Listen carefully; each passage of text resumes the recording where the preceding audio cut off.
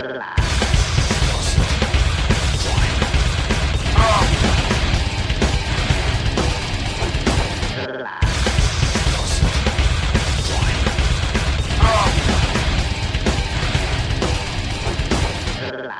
to CAB Radio 2.0. Here are your hosts, Chris Perkins, Mark Cummins, and Jeff Giles. Hi, Mark. How's it going? I'm doing well. How are you guys doing? All right. Thank you. Not too bad. We one of my co-hosts here also has the name Mark. So are we going to do? Hello, Mark. What are we going to call you, Mr. Cummings?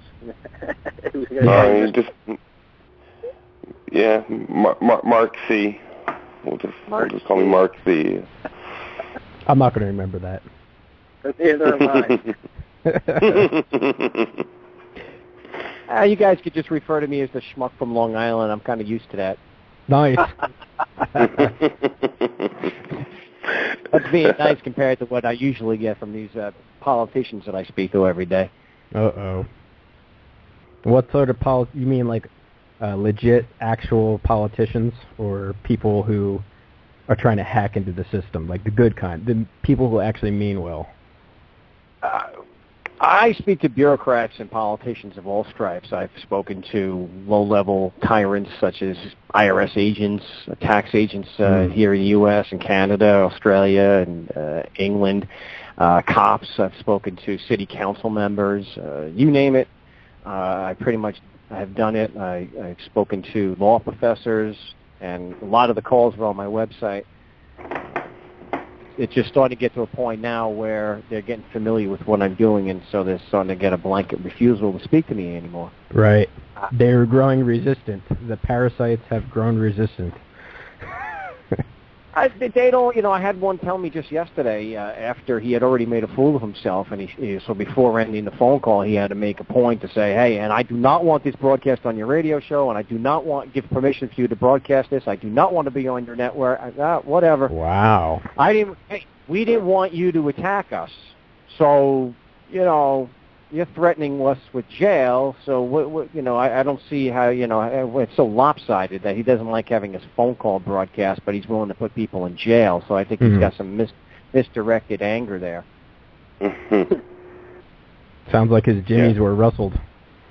Yeah, jimmies were definitely rustled, so if you listen to a lot of the calls that I've done, they're on my website, markstevens.net. There's definitely some rustling of jimmies. I had a law professor from the University of Victoria in British Columbia. Within 4 minutes, his jimmies were so rustled he had to hang up the phone. Nice. Oh, jeez. I really like that. Yeah. You did record it, though, right? Oh, yeah, it's on the website. I let him know that I'm from the media, and I'm recording, and I think that's why he realized, I just made a complete fool of myself. I have to bail. So instead of threatening me with contempt and wiretapping, he just hung up the phone. Right. Wise thing to do. Because he did know you were recording it from the start, right? I hope. Yes. Okay, if you listen to the recording, I have that where I told him I was from the media and I'm recording and I want to use his answers for broadcast. So, I usually tell them. Sometimes I don't because I don't have to, and it depends on what I'm doing. If I'm actually doing it as a member of the media only, then I'll tend to tell them. If I'm doing it as part of an investigation, like what I'm doing in Idaho, I tend not to tell them. I'm not going to get anywhere if I tell them I'm recording. They're just going to hang up on me before I get any statements from them. Right. Okay. So I guess for the sake of our listeners, where do you stand politically? Sorry. I don't. I am apolitical. I am an anarchist in the traditional sense that I reject the concept of authority or the concept of rulers, and I believe in the non-aggression principle that all human interactions should be voluntary. I do not believe in the concept of hierarchies and see that as extremely damaging. Even if there's no overt violence involved, there tends to be, hierarchies tend to always devolve into something that's going to work to keep the guys at the top, and right. So it will work to severely limit the choices of those near the bottom. So you said voluntary. Does that mean I know you don't sound like you're big on labels. I get that and I respect that, but would you say voluntarist then? Possibly? Yeah, I would say yeah, voluntarist, and that all human interaction should be voluntary. Now, is there a difference between anarchy and voluntarism? I personally, I don't see that. I know that there's probably thousands of websites and radio shows or hosts that would try to make that distinction. I try to keep things simple. Let's go by one basic principle: do no harm. Sure. And the more consistent we are with that, the better our lives and the lives of the people around us will be. So I keep it simple that way. I'm not a philosopher, and I personally don't see any merit in debating the difference between anarcho-capitalism, anarcho-syndicalism. Is it voluntary, and are we not, harming anyone? To me, that's the important issue. I thought I heard an interview once with Ron Paul where Ron Paul referred to himself as a voluntarist. I could have sworn I heard him say that once. Yeah, he was asked once about it. I know what you're referencing. Right. To. Okay. Good. And he I forget his response to it, but yeah, he definitely, said something that he sees how it would work, the good aspects of it. Mr. Stevens, what do you think about Ron Paul? I think he's a nice guy. He comes off as a nice guy. I just don't agree with a lot of what he says politically. The few times that I've seen him in person, he dodged the really difficult questions. Even though he quoted or cited Lysander Spooner, he still insisted that it was a social contract and that the nature of the Constitution was contractual, and he didn't allow a follow-up question to that. So I have some pretty fundamental disagreements with him. He may be a voluntarist now. He's not a member of Congress anymore, but as far as my respect for him, it extends really only to his work as a doctor and some of the promotion he's done of the non-aggression principle. Okay, fair enough. I certainly don't agree with his political stances about, I agree with him about the Fed and whatnot should be ended, and I had some disagreements where he said that he mentioned publicly that as president there was nothing he could do to stop the income tax, and I disagreed with that. I believe that as president he could issue an executive order and just stop the election. Let Congress impeach him at that point, but he could still do something that would rally enough. If he was to actually stop the collection of the income tax, I don't think that they could get an impeachment through. It would be easier just to assassinate him. Well, it would be easy. I mean, it wouldn't be too hard for him to do that, though, because if he became president, he would have shut down many of the government programs and dismantled and downsized the rest. So, I mean, we wouldn't have needed all that extra tax money in that case. So we could have safely, My fundamental disagreement with it was if there really were that many people that supported him in ending the Fed and the income tax and other things, then he was really not necessary. The only thing that was necessary was for the people who believed that the Fed and the IRS should be a thing of the past. Just through non-compliance would have taken care of it. You wouldn't, and that's what it comes down to, is getting enough people not to comply, not to hope that some Messiah-like figure, whether it's Ron Paul or Romney or whoever, is going to start slashing programs and getting rid of the IRS. And that's why I didn't think that there were nearly enough people that were behind him to affect any kind of change. Because once you have the numbers, you don't need the figurehead. Right. That's a good point. That's true. Yeah, that's how I looked at Ron Paul. He was like a teacher, and he's trying to... So it is kind of like an ideological type deal where we're trying to convince as many people as we can, gain numbers, and then eventually we can take things over without having, like you said, like a figurehead. That's a good point, and I hope it gets to that point. We had Chris Cantwell back on a few months back, and we had a serious debate about anarchy, and I'm still not sold about it. I mean, I like the concept of not having any government, but I'm just curious how we're going to realistically get there in a safe manner without killing hundreds of millions of people in the process. Because, if you were to shut down government, we're so dependent on government now. I mean, hundreds of millions of people are so dependent on government that if we got rid of it overnight, there would be chaos. There would be. There's no way around it. It's not fear-mongering. It's just common sense. But so how do you avoid that? How do we safely dismantle the government to a size that's manageable so they don't get out of control and, continue to beat up on the population as they have been. Well, one thing that's not going to, you're not going to get to a voluntary free society without the concept of government, because there is no government. There's just people, men and groups of and gangs of men and women forcing others to pay them. That's all. Yeah, that's all it is. All government is men and women forcing others to pay them. You're not going to. There's no way we're going to avoid the violence. It's going to. As peaceful as you and I may be in our non-compliance with them, that by not complying with them, that's one of the cardinal sins that you can commit against the people called government. They will attack you. And I agree with Chris Cantwell as far as we're in agreement with the non-aggression principle that moral defensive force and violence is always morally acceptable, and it's going to come down to mass civil disobedience where people are not complying, and it's also going to take, unfortunately, as these people called government keep pushing and pushing and pushing, it's going to take some defensive force, and people are unfortunately going to. We're in a state of war. They are constantly aggressing against us. Every day when they're constantly aggressing against us. And, I look at it this way. If it was 1845 and the question was, do we end slavery now? And so the typical response, well, but the Negro, they don't know how to read, and then there's going to be chaos, and there's going to be violence. Yes, there is. However, if it's the moral question is you end it now. Will there be disruption if government collapsed tomorrow?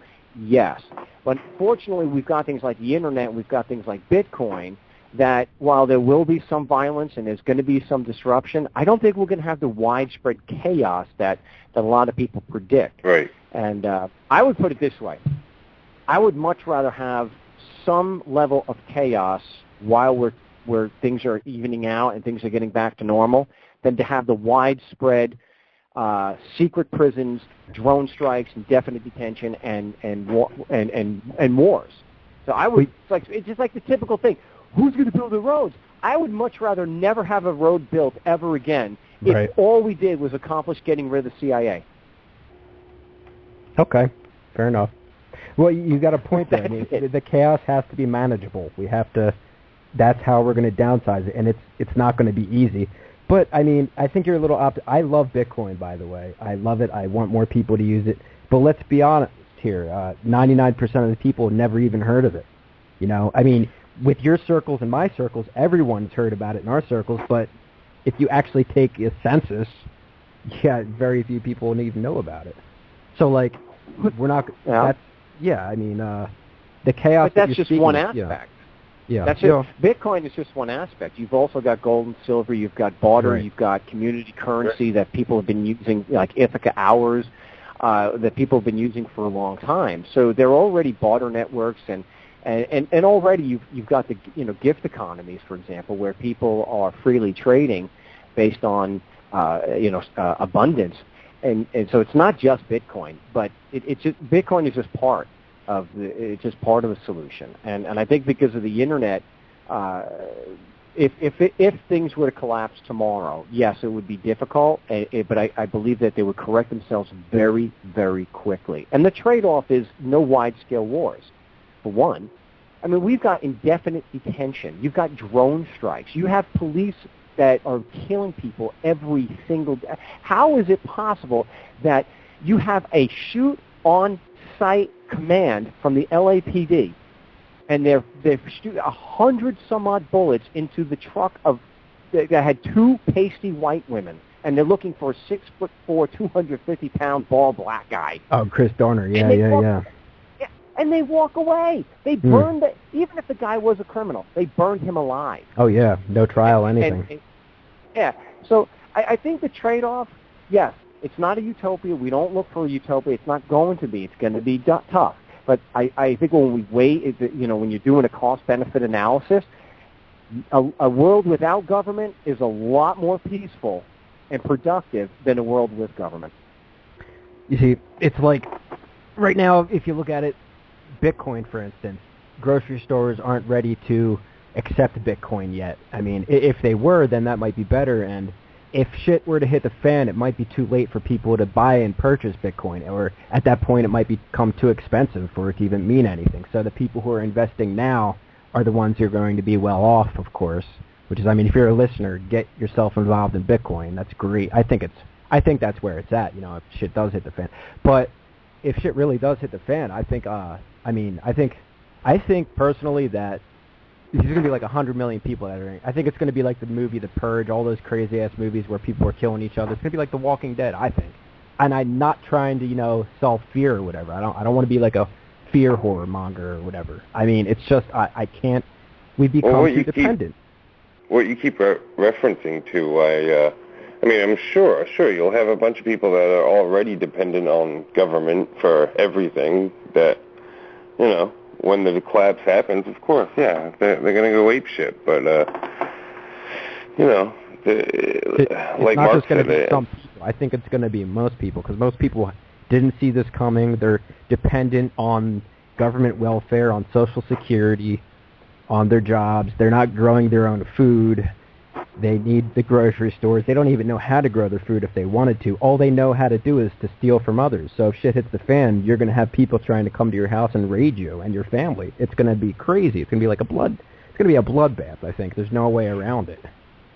Well, it could be, but I don't see it where it's going to be a sudden collapse. What I see happening is that, especially because of the internet, and that we can broadcast shows without any editorial oversight. I know my show, I can say whatever the hell I want. Right.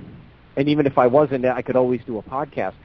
That there's going to be more and more civil disobedience, more and more people not complying. And yes, there will be more people deciding, you know what, anybody violating the non-aggression principle and it starts to attack me, I'm going to use whatever force is necessary to stop it, and I don't care if they have a badge or not. And so what I see happening is, cops and IRS agents and DEA and whatnot, they're going to start getting killed because people are going to see that.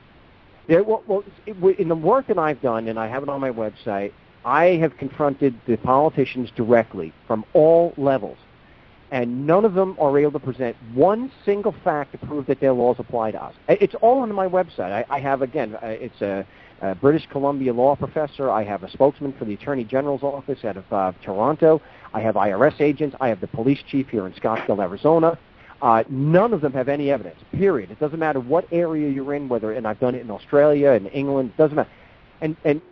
So they're not going to, people are going to see, and with me and others doing that, they don't have a legal justification. That's why I always ask them. I said, look, if I was to do business the same as you guys, the so-called government, and I forced everyone in the community to pay me, would you consider me a criminal? And they get very upset because they know what they're doing is criminal. And with the work that I'm doing and exposing them and bringing and doing this in court also, that when they make the claim, hey, we have the law, and I can tell them, no, you don't. No, you don't. Because they have never been able to produce the evidence. And when people see that, they'll be pushing back more. And by pushing back, I mean through noncompliance, and when appropriate, using defensive force to stop them.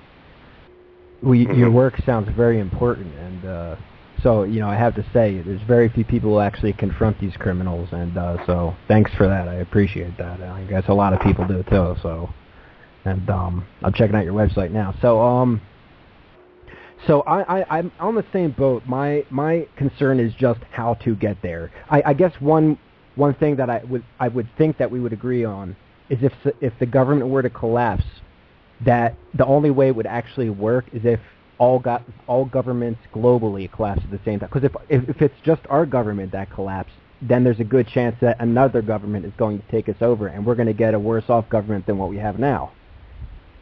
Well, it's possible. The difference is that the reason why most people do not shoot government agents now that are committing crimes against them, that are attacking them, is because they have a belief in the myth of authority, that they are superhumans where the ordinary rules of morality don't apply. So they don't shoot them.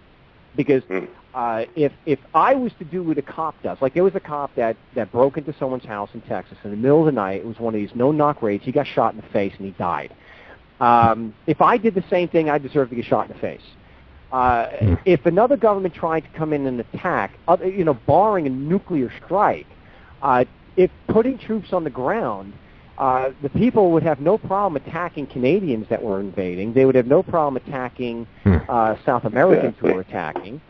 So the average American is so heavily armed that well, look, bottom line, what the two major superpowers in the world, you've got Russia and the United States. How well did it work out in Afghanistan for them? Right. Of course.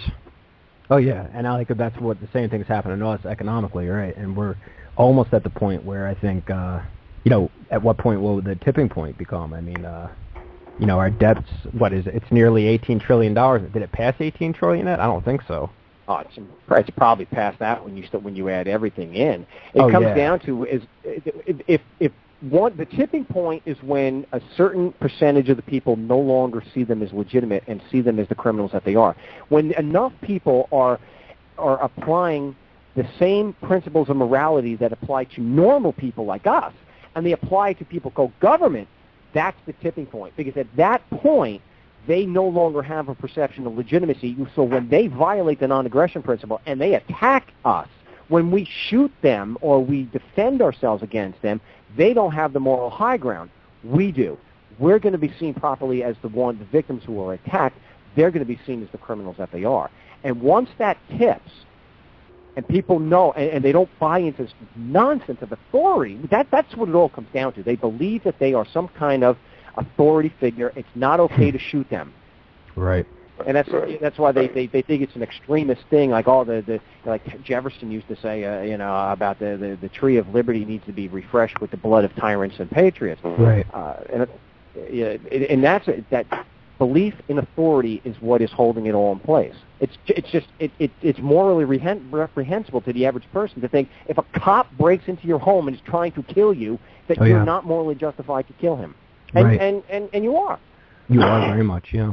Very much. And I'd like to see that happen more. Cops breaking in the... No. Yeah. Mark, do you...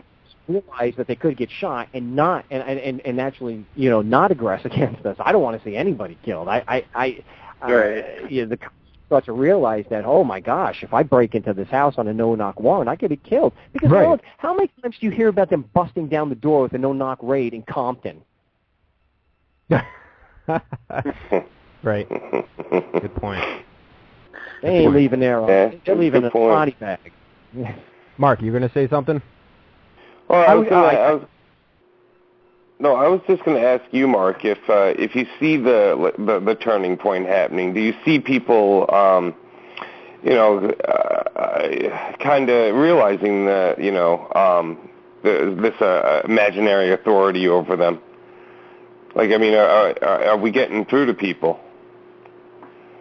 I believe so. I'm getting more people that, and I have new people contacting me, new listeners, and people contacting me who are being attacked and are standing up for themselves. I've got 2 more cases tickets that were thrown out or complaints that were thrown out this week that I'm posting, and that's just a fraction of what I could post if everyone gave me the documentary evidence. I may announce on the show that a ticket was thrown out, but I prefer to have the documentary proof. And so I'm posting tonight or tomorrow 2 more dismissal notices. So in that respect, yes, you see things like Pork Fest and things like that, where there's more people every year, and more people are refusing to take a deal. They're requesting jury trials and pushing it to the limit, which is great. And more people are confronting these city councils, like I've done. I've got video of me confronting city councils. And I even have one city council member, as far as when I confronted them in Tempe about evidence their laws apply, he said, here's your evidence of jurisdiction. We have jurisdiction because we said so. Right. Oh, yeah. It's like a parent, like an ignorant parent that doesn't know how to explain something to their kid.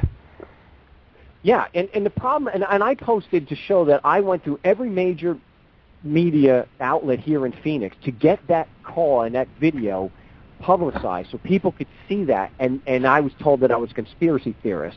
But it's on video. And if a video like that, if people could see the sheer arrogance and the callousness of them, they may say, hey, you know what? If you don't put the evidence on the table, I'm not going to comply with you. And they were under the impression, Mark, do you think we're going to change our minds? No. I'm going to change the minds of your victims, and they're not going to comply with you. Hell, a few of them may even fight back. You're not my audience, Mr. Councilman. Your victims are. Okay, so now, I guess one of the things that I should say is, like, first off, people should not, if they can get away with it, not pay taxes, because the taxes are just disgusting. You know, what it's going towards, the military, you know, the domestic to the police state. It's disgusting. We're overtaxed. We're basically we're basically almost slaves. I mean, we're getting very little of our own money, and then the money that we spend gets taxed how many times over and over again. So it's a disgusting system. Our founders, you know, they wouldn't have tolerated a tenth of what we're tolerating. But I look at government as, I personally believe government is a necessary evil. I don't like government, but on a limited level, like on the bare necessity of things, and only, like, I'm talking about like a government we've never even seen, like less government than what we started off with in this country, what this world has never seen, like so limited. But is support still compulsory? Oh yeah, well that's the thing. That's why I consider a necessary evil. Yeah, because if instead of paying like 30% tax, what we're paying today, and we're paying even more than that afterwards, and then we have a death tax or a real estate tax, whatever it's called. If it was like, instead of 30%, if we were paying like 2% perhaps, like a very tiny amount, like if it was actually something that was fair, then I could see that be. I still couldn't see it being voluntary, because then people probably wouldn't pay it. So I would definitely, even at that point, I mean, as bad as it sounds, I think it should be required, and people should pay it at 2%. And if they don't, yeah, unfortunately, they're going to have to be forced to pay it through force. Okay, I don't like that. So if you're the one in charge of this and forcing people to pay, would the people be morally justified in shooting you if you try to force them to pay? I mean, I guess they would be morally justified, but they're not going to win, and I don't think they should in that case. Because I mean, look, they're not going to win. This is a screwed up society. I get what you're saying. This is a screwed up society, completely corrupt. But if it was actually a fair government that was actually for the people, then I think most people wouldn't. I think most people would want to pay it. And the few people who don't would be looked at as black sheep, and it would be like, okay, well, they're just being stubborn drama queens, you know? Okay, but the principle, see, where it starts getting crazy and irrational is when you get away from the principle. Now, do you believe in do no harm, and that it's wrong to initiate or threaten force against others? Right.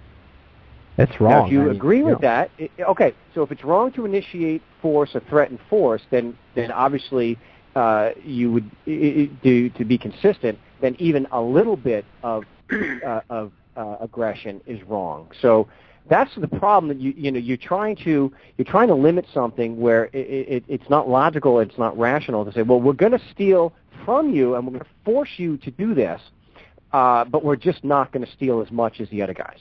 And it just doesn't work. It's not a rational, logical, moral standpoint, and that's why minarchy falls so flat on its face when you start to deconstruct it and you actually examine it, because you're saying it's necessary, by your opinion, that's subjective. It's necessary to steal from everybody because not everyone will pay. Right. And that's the basis of your position, and it's doomed to failure. If it's voluntary.